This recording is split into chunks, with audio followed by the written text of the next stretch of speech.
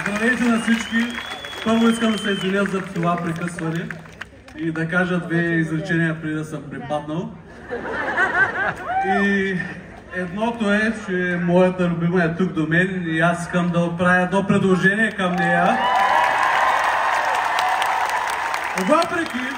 Въпреки, че в думата женене има две нета, аз ще го направя.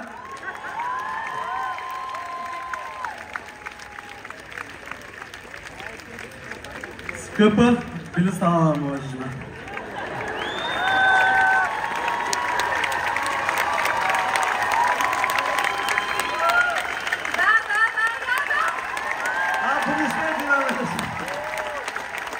Много ви благодаря.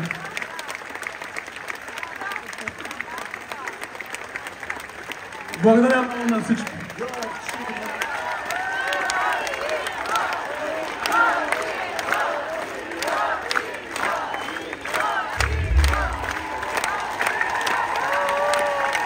Аплодирайте ги силно, аплодирайте ги силно.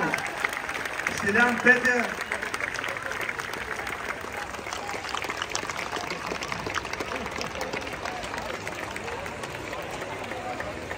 Как сте?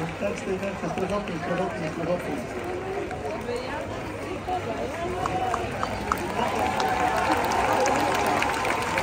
Не знам, в живота има много красиви неща, но това, което се случва между двама човека, които искат да бъдат заедно в живота си и споделят този миг с още други хора, е прекрасно. По-красиво нещо няма. Аплодирайте ги, дами и господа, Стилян и Петя.